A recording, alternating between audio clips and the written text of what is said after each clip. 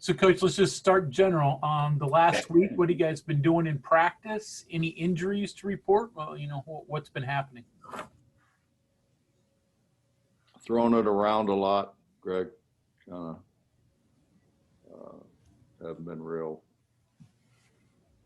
Hasn't been a great week for our passing abilities.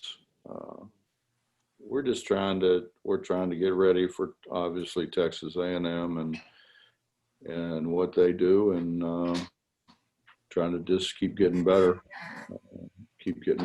our execution offensively and obviously defensively. Justin Jackson. Hey, Coach, kind of going off the Texas A&M thing here. I guess it was reported a little earlier today that Ohio State has dropped out of that tournament.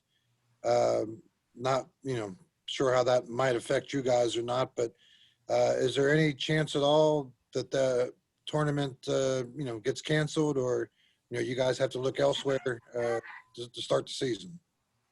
No, I just talked to the lady who runs the tournament after I found out that Ohio State had dropped out, and she's already picked up another team.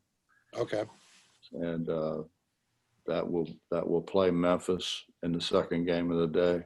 So I think, Justin, honestly, with the MTEs being canceled in Florida, there's a lot of people looking to get in a good MTE. And this one is you're going to play good quality people every game. So it's going to help. Are you allowed to say who that replacement team is, or is it too early? Or I don't know. I don't know Okay. I don't know if I am or not. Okay. All right. Probably. You want me to tell you? Sure. All right. The rest of you guys cover your ears. It's St. Mary's. Okay. Good. Michael from WMOV. You guys were among the best teams in the nation defensively last year. How have things looked on that side so far, and can we expect anything new this year, kind of from the standpoint of pressing or different zone defenses or anything like that?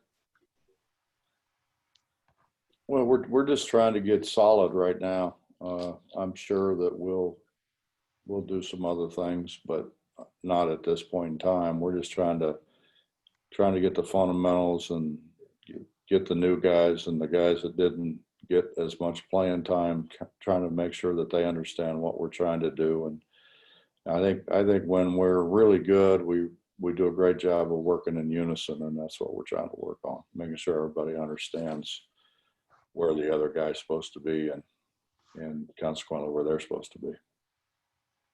Ethan Bach. Hey, Coach. So a couple weeks ago, you said the Big 12 wasn't going to tell you about the conference schedule for a while. And then last week they came out with the conference schedule. Did that surprise you how quick it was in any way?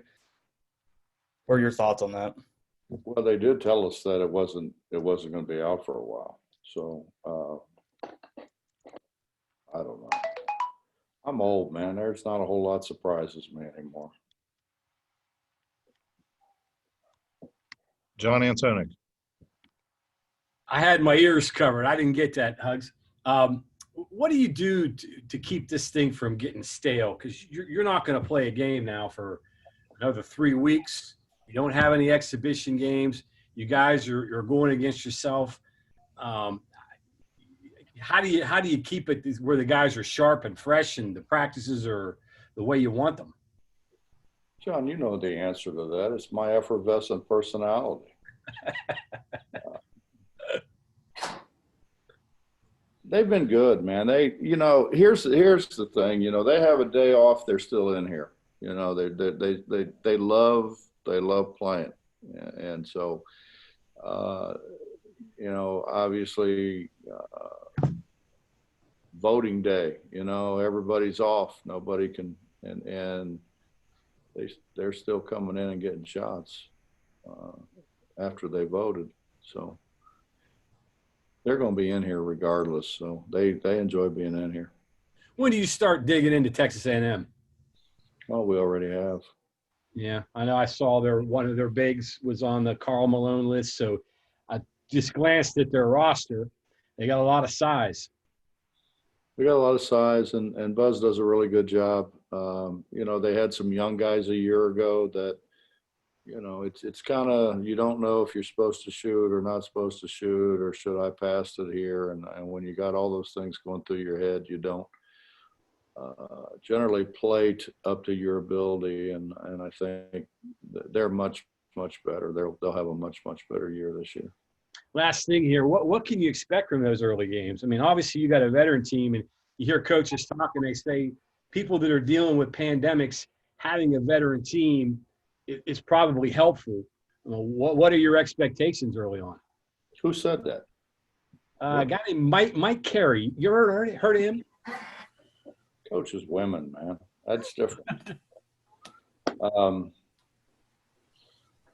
I don't know. I honestly, I don't know if having a veteran team helps you or not. It's because we've never gone through this. We've never gone through what we're going through. You know, generally you don't want a lot of interruptions, and we've had nothing but interruptions, you know, from the testing, and not that it's not, we need to do it. I think we all understand that. We really need to do it. That's not a knock. It's reality. It's you can't get into any kind of flow because you're constantly, something comes up that takes you out of the flow, so to speak. But again, I mean, I think the great thing for us is we have guys who love being in the gym. So they're going to be in the gym whether we're in there or not. Greg Hunter. Bob, what do you see from Kedrian Johnson? Besides being good offensively in junior college, he was also very good defensively in terms of stats. Has he caught on to what you want him to do defensively? Yeah, I mean, it's a process, but he's getting better and better. You know, he's talented. He's a very talented guy. He's far and away the fastest guy on our team. You know, he can really get to the ball. It's just a matter of, you know, him right now, he's thinking too much and not really reacting. But he's a talented guy. He's going to be a really good player.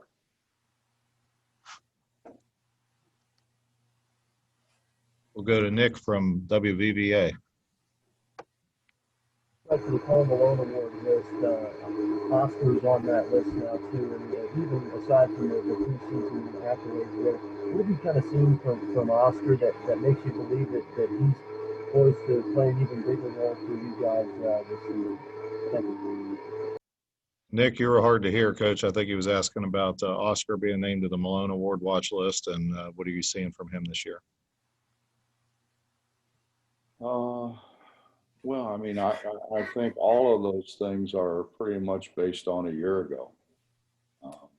The people who had good years a year ago obviously are going to be named on those lists, and I think it's a testament to what Oscar did and how impressive he was to people a year ago. And you know, the challenge now is to continue to get better and continue to climb that list. Justin Jackson. Hey, Coach. Obviously, you're saying Kedrian's the fastest guy. Oscar's probably not going to like that too much. I think Oscar, unless Oscar wants to lie to you, just bold-faced lie to your face, Justin, he is faster than Oscar. On Oscar a little bit, and Derek, you know, you went through last season working on playing them together, and you know, they both talked a lot last year about how they had to work out spacing and get used to playing with each other, and it was kind of a process for them. I'm just kind of wondering what you see from that process this year. Is it going to look you know, a lot different? Will they look more comfortable, I guess, playing together, I guess is the question? I think they've been a lot more comfortable because they play together in practice. Right. Those guys are generally on the same team, and you know, they play against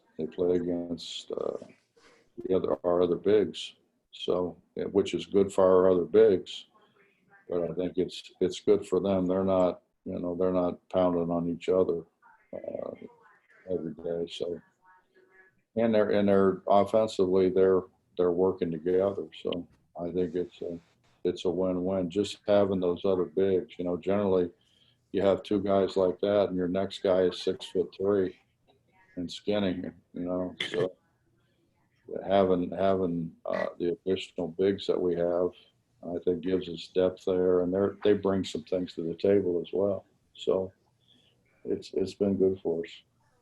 So, I mean, obviously going up against another opponent, their spacing then doesn't sound like it'll be as much of a concern then as far as them finding the right space, I guess. I don't think that's the problem. I mean, them running into each other, trying to both get the same rebound at times is, but no, I mean, their understanding of that has become pretty good, I think. Yeah. Okay, Cody Nesper. Hey, Coach. Just are you expecting to use as deep a rotation this year as you did last year? Or, I mean, is that something you can even, make a determination on in the preseason, or do you have to kind of wait and see? Well, I'm hoping that that's a big advantage for us in this MTE when you're playing 3 hard games in 3 days. You know, hopefully we'll be able to play a lot more people than what our opponent plays, and hopefully we'll be a little fresher and have a lot livelier legs. We'll go back to John. Hey, have you ever sat out a top 100 recruit like you did with JB? I know that was the plan, was to do that. And the other question is, had you not, would he have helped you last year, you think? I think he would have really helped us last year. He was one of our better offensive rebounders, I think, at the end of the year, and he can make shots. I mean, JB gets on a roll. He really makes shots, and he can shoot it from deep, which stretches the defense. He's got length and good feet, so he's going to be a good defender. Yeah, I don't think there's any doubt. You know, the way it turned out, we had it to do all over again. Knowing what we know now, we wouldn't have, because it's going to get this year back anyways. Yeah. As Justin so eloquently penned in the. I was to say he could play 6 years. Well, yeah, I mean Justin had that in the paper. If you'd buy a paper, John, you'd know these things. That subs too much for me, man. Okay, Greg Hunter. Hey, Isaiah Cottrell, you've talked about his skill. Things you really need him to work on so he can get to where you want him to be? Yeah, I think the biggest thing is physicality, which is it's a huge difference from playing in high school and to playing at this level. But and then it's even a bigger challenge when you're playing against two guys like Derek and Oscar. And so, but he's learning. He's learning. He's getting more physical. He's become much better as a rebounder. You know, and the great thing about Isaiah is he can step out and make shots. You know, you can't clog things up with him on the floor because he can step out and make shots. Michael Casaza. Hey, Bob, going on your rotation, I believe you had mentioned earlier, maybe 1 or 2 weeks ago, that you were going to be kind of hesitant to use newcomers. So maybe that's Bridges, maybe that's Johnson, maybe that's Isaiah, maybe that's just some combination of guys, Taj too. But do you have plans for when to use them, how to use them? Do you just not want to use them early because they don't have that exhibition, or is that evolving right now? No, I think we all want to win, Mike. So we're going to do what we need to do to win. I mean, and I think obviously at this point in time, not having a scrimmage like we always were able to have, and not having an exhibition with the money going to charity like we have had in the past, it's those guys aren't getting any experience. Those guys haven't taken a jump shot in the Coliseum yet. So, it's going to depend on the opposition and what it takes for us to win the game. But again, they all bring something that we need. And like I said, in Isaiah's case, Isaiah can step out and make shots that Derek and Oscar aren't going to be able to step out and make. Do we have any further questions? If you do, please use the raise hand feature. Okay, go ahead, Michael.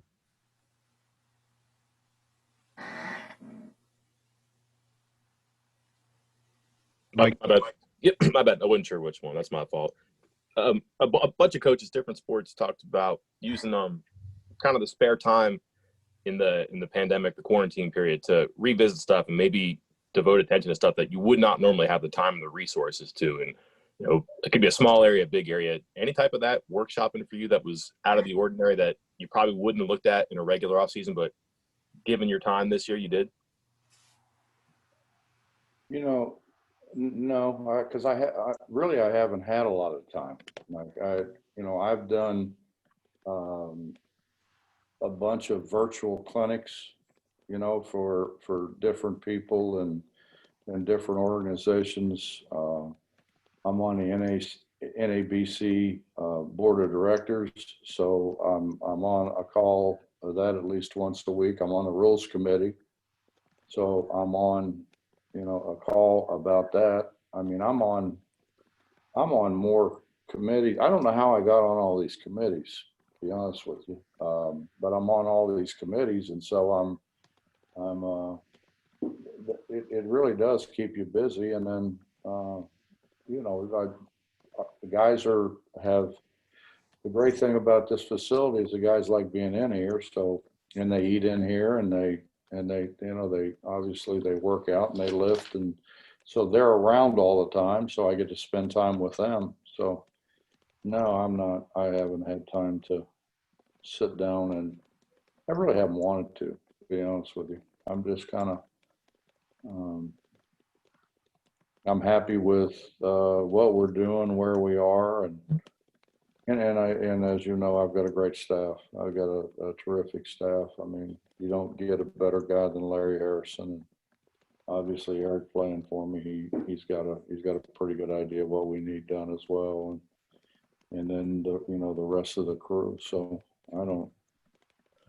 I've become an administrator, Mike. How about that? I never thought that'd ever happen. Okay, Greg Hunter. So Bob, to follow along with Mike's question a little bit, what about recruiting in this new world? A lot of restrictions on you, very different. Can you be at all successful in recruiting, doing what you have to do almost all virtual?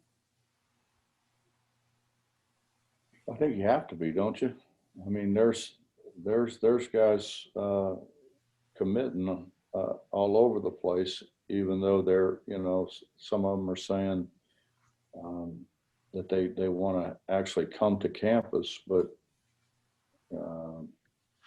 they still commit, So yeah, we've been on a lot of these virtual visits, and actually they're kind of neat. I mean, you kind of get to you do get to see campus and everything that we have here for students and student athletes. So I just like to be able to sit down and talk to people face to face. This virtual thing is, I think, for the time being, good. I hope it doesn't become a fixture in what we do. Okay, if there's no further questions, Justin, you will have the last one. All right. Coach, I appreciate the plug earlier. Hey, Justin, I open that paper up and I go right to local, so I can turn the page on local and get to the sports and see what you're writing about on that day. I'm kind of curious here, man, on, you look at the stats last year, and you know, it'll tell you that you guys were last in 3-point shooting last year in the league. I also see, you know, you also have a team that forces a lot of turnovers, is the best in offensive rebounding. So you create a lot of points in other areas. But I'm just kind of curious on what you think you need from 3-point shooting this year. Is that a stat that will tell a lot, or maybe not something that you're concerned about as much because of the makeup of your team? I'm just kind of curious on where you think that mix might be this year. Well, I just saw something, I think, Mess, correct me if I'm wrong, but I think we shot 22% from three a year ago. And that's not good enough, obviously. Right. But you know what, Justin, I wouldn't be afraid to put John McNeil in a 3-point shooting contest with anybody in our league or anybody else's league. He can really shoot the ball. Right. Taz struggled a year ago, but he struggled because the injury, and then he got sick, and you know, he just didn't have a good year, but it really wasn't his fault. By the time he kind of got going at the end of the year, they shut us down, but he can shoot the ball. JB can shoot the ball. I mean, we've got guys who can make shots. I would be totally stunned if we didn't have a good year shooting the ball from beyond the arc. I think we have guys who can make shots. But the reality of it is, you know, Justin, I want us to be built for the days when we don't make shots. Yeah. As well. You know, we had practice yesterday and we couldn't make one. You know, we just really struggled to make perimeter shots. And it's kind of refreshing when you continue to see the ball bouncing off the rim to know that Derek and Oscar and Isaiah and Gabe and those guys are waiting right there to be able to get their hands on it and do something with it as well. So, you know, I want us to be well-rounded. I mean, obviously we've got to shoot the ball from the perimeter a lot better. But I mean, go back to the Oklahoma game. I mean, we missed 22 shots inside of 4 feet. Right. That's hard to do, you know, but we did it. And we obviously you can't do that either. Yeah. And, you know, and in spite of shooting 22% from three, I think we win the Oklahoma game if we just make half of those 22 inside of 4 feet.